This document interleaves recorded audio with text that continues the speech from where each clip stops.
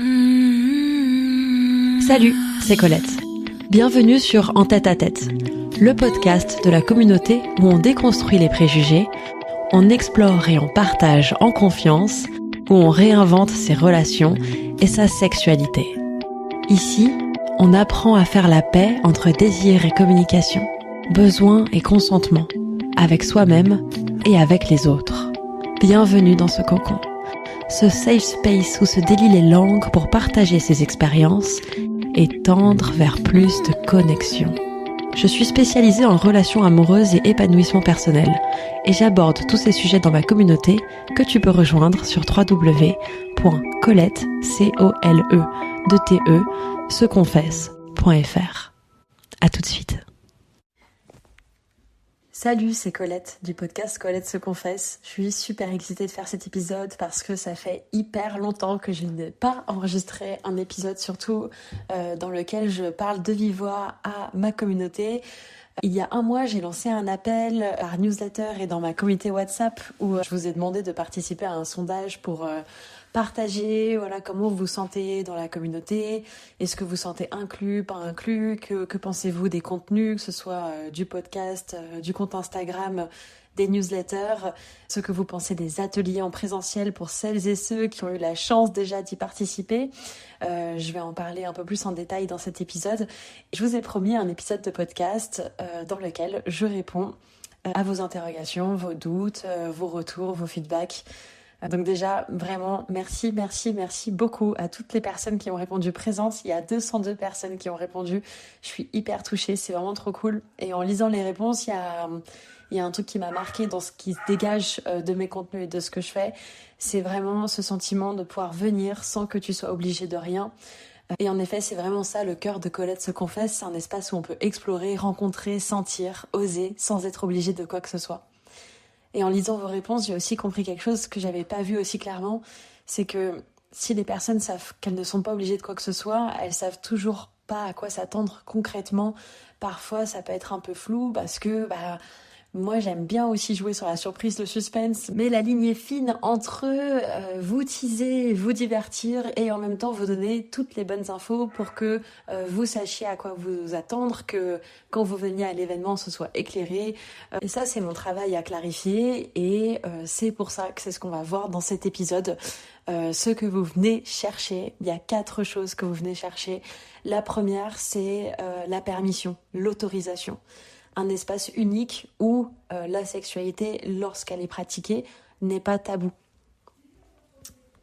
La permission d'exister avec vos désirs, vos questions, votre corps, vos zones d'ombre. La permission de ne pas être parfaite ni parfait dans votre sexualité, dans votre intimité, dans votre sensualité, dans votre érotisme, dans votre couple, dans votre célibat. La permission d'oser dire « je ne sais pas » ou « j'aimerais essayer ». Chez Colette se confesse, ce que j'aime faire depuis le début, que ce soit avec les audios érotiques quand j'ai commencé ou maintenant avec les événements, c'est cette idée de dire que tout est possible. Il y a autant de fantasmes qu'il y a de femmes et d'hommes sur Terre, qu'il y a d'êtres humains, qu'il y a d'imaginaires, et donc ça crée un spectre des possibles vraiment illimité. La deuxième chose que vous venez chercher, c'est de la sécurité. Un grand sentiment de sécurité. Ce que j'entends par là, c'est pas juste une sécurité physique, mais c'est aussi une sécurité psychologique. Savoir que vous pouvez dire oui, vous pouvez dire non, changer d'avis, que le cadre tient. Ça veut dire qu'entre ce qui est annoncé au départ et ce que vous allez vivre, il n'y a pas de changement de cadre entre les deux. On va se tenir aux règles et les respecter, et que les autres personnes présentes sont là pour les mêmes raisons, avec le même respect. De l'exploration joyeuse dans un cadre sécurisant.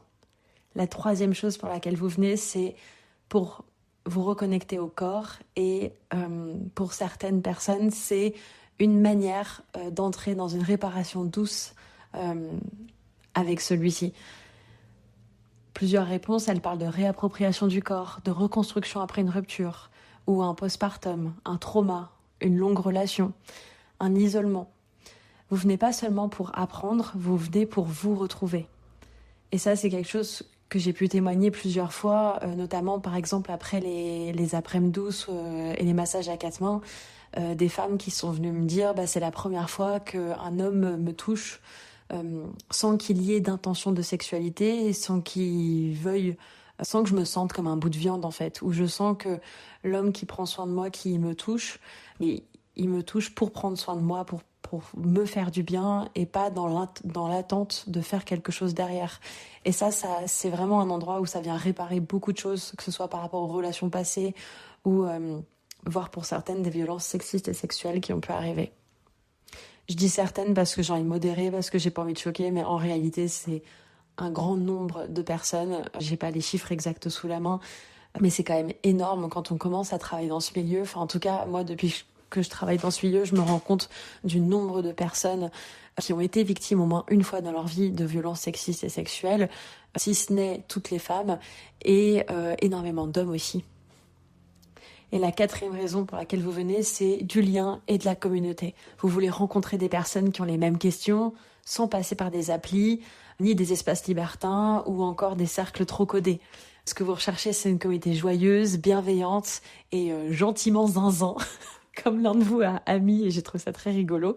Et c'est précisément ce qu'on retrouve dans la communauté Colette se confesse. Certains m'ont même partagé, je me suis fait des amis avec qui je peux parler de tout, que ça a créé des liens vraiment sur le long terme, des liens d'amitié. Donc ça, c'est les 4 raisons pour lesquelles vous venez dans mes événements, ce que vous venez chercher. Et c'est vraiment ça que je veux continuer à construire et sur les 4 piliers sur lesquels moi je vais continuer à évoluer pour la suite. Dans vos retours sur vos contenus, vous avez été nombreux à dire que les contenus gratuits vous donnent envie et vous rassurent.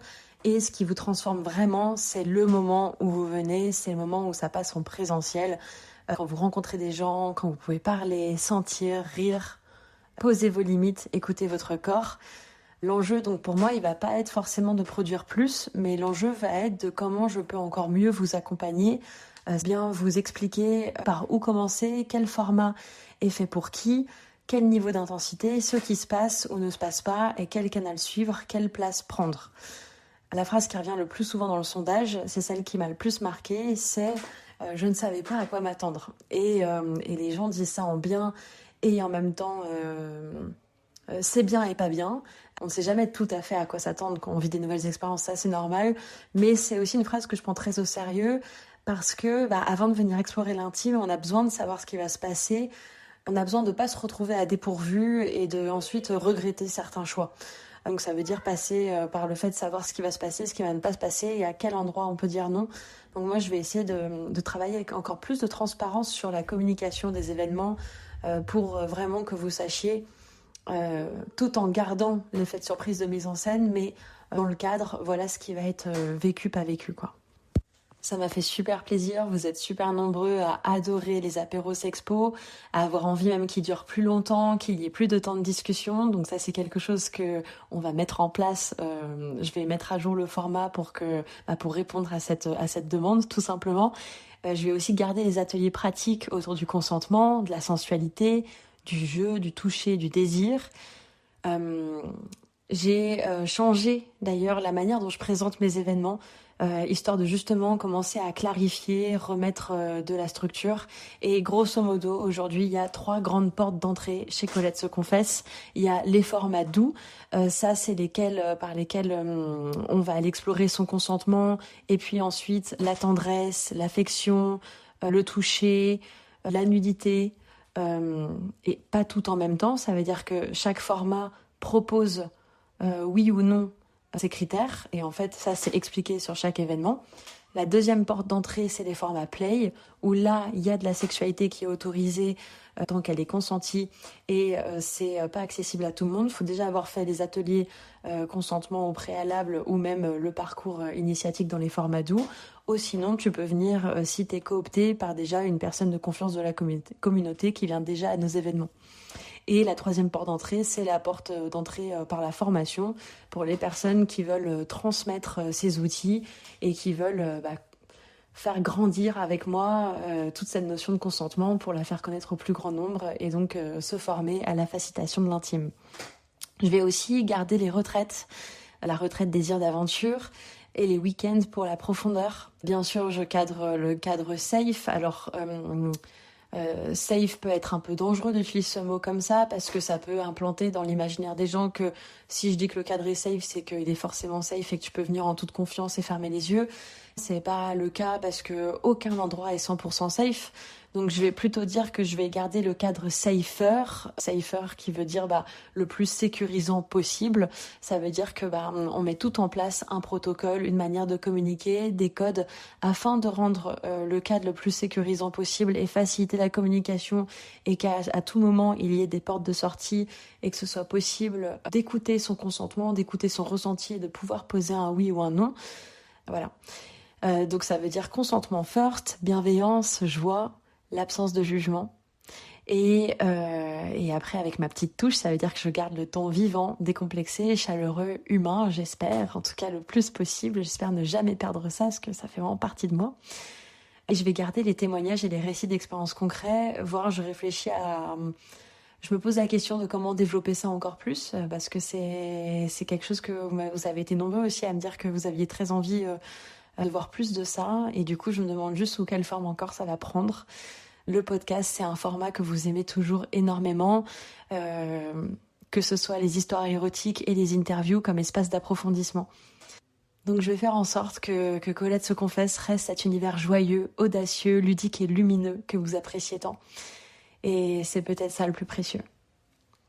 Dans ce qui change. Alors voilà maintenant ce qui va changer grâce à vos retours. Et encore merci parce que du coup ça m'aide vraiment à prendre des décisions et parfois voilà quand on est d'abord au début créatrice de contenu et puis finalement maintenant j'écris une structure et puis je suis là à mener mon bateau et puis je commence à avoir une équipe.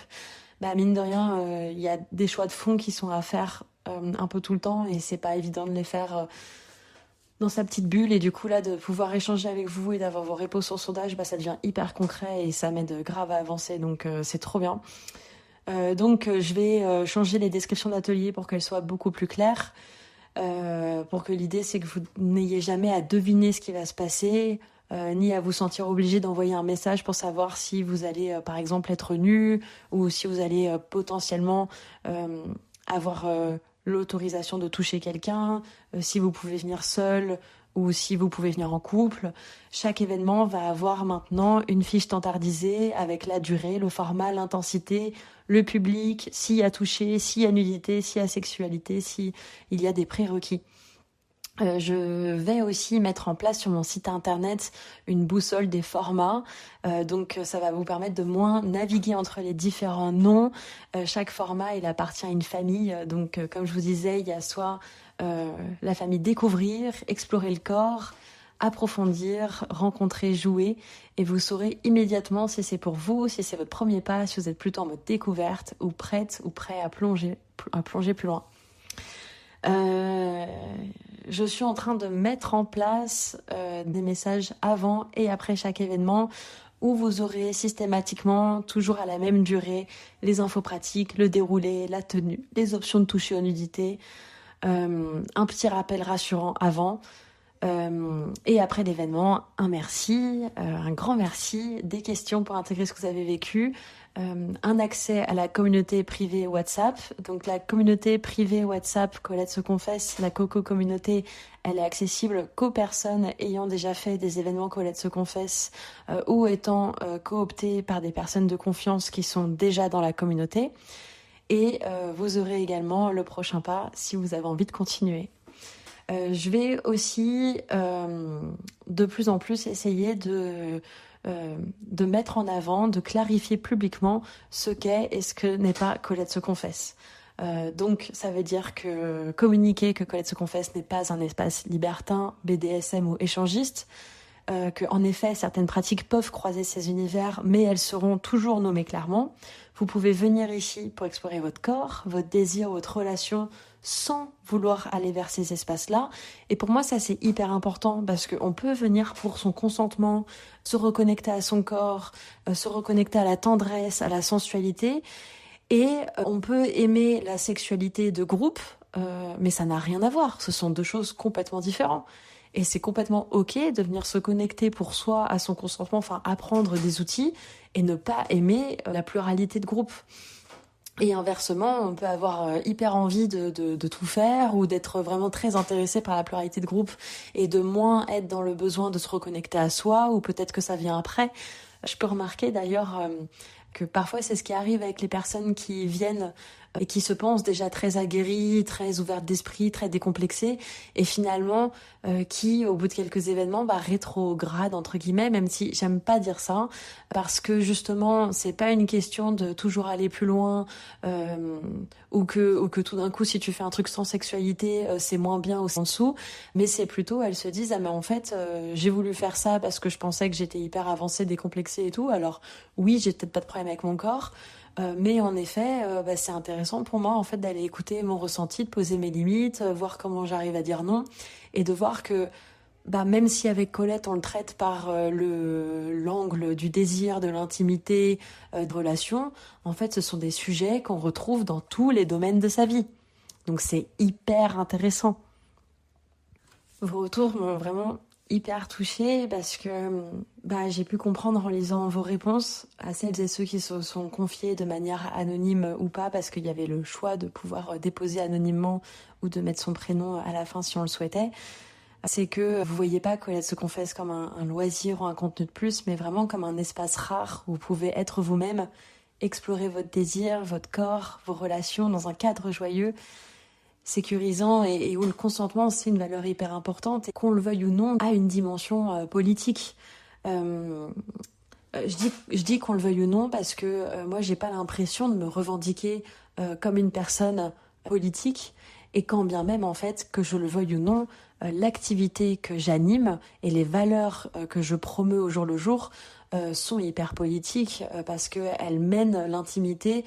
Je fais partie des personnes qui sont en train de dire que du coup, que les hommes, les femmes, on devrait être traités de la même manière, et que ça va jusque dans comment on traite nos relations, que ça va jusque dans comment on apprend à dire non et à accepter le non de l'autre, comment je ne le prends pas pour moi, je ne suis pas vexée, quel que soit mon genre, quelle que soit mon orientation sexuelle. D'ailleurs, je dis hommes et femmes, mais il y a aussi toute la dimension d'inclusivité, c'est-à-dire inclure les personnes trans, inclure les personnes non-binaires, les personnes qui se sentent minoritaires, que ce soit par du sexisme, que ce soit par leur race.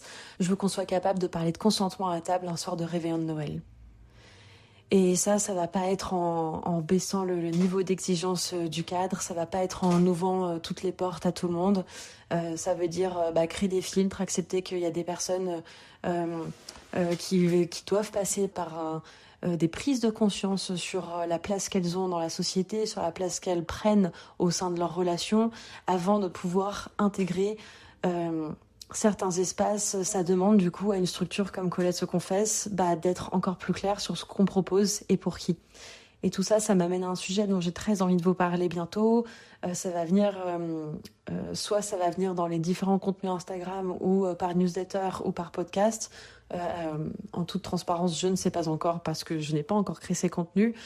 Mais pour moi, ça va commencer à être super important de vous parler d'argent, des tarifs. Qu'est-ce qu'il y a derrière vraiment? Où va l'argent? Comment on fait pour que ces espaces tiennent dans la durée sans s'épuiser ni trahir ce qu'ils sont? Et en général, les personnes que je forme, quand elles commencent à rentrer dans la formation et qu'elles voient tout le travail que je fais, c'est là où elles se disent mais en fait c'est un travail de ouf quoi. Et du coup je pense que même pour moi, pour ma propre santé mentale, c'est important de le visibiliser, de légitimer tout ce travail qu'il y a derrière. Merci à toutes les personnes qui ont pris le temps de répondre. Merci pour vos élans, vos critiques, vos envies. J'ai tout pris très sérieusement, j'ai tout pris en compte vraiment, que ce soit les points positifs comme les points négatifs. Je me sens hyper nourrie, j'ai hyper envie de reprendre tous ces axes d'amélioration. Je ne vais pas réussir à tout faire, ça c'est quelque chose que je ne vous promets pas. Je ne vous promets pas que tout va changer du jour au lendemain. Colette se confesse, ça reste une toute petite structure. Et pour celles et ceux qui ont participé au sondage, normalement vous avez reçu un mot de ma part par email en remerciement, ainsi qu'un petit cadeau code promo. Si vous ne l'avez pas reçu, checkez vos spams. Et si vous n'avez pas reçu même dans vos spams, n'hésitez pas à m'écrire et je vous ferai parvenir le code comme promis. Maintenant, vous avez la ligne directrice de Colette se confesse, où est-ce qu'on va, et la suite se construit avec vous. On se retrouve dans un atelier, un apéro ou dans vos oreilles.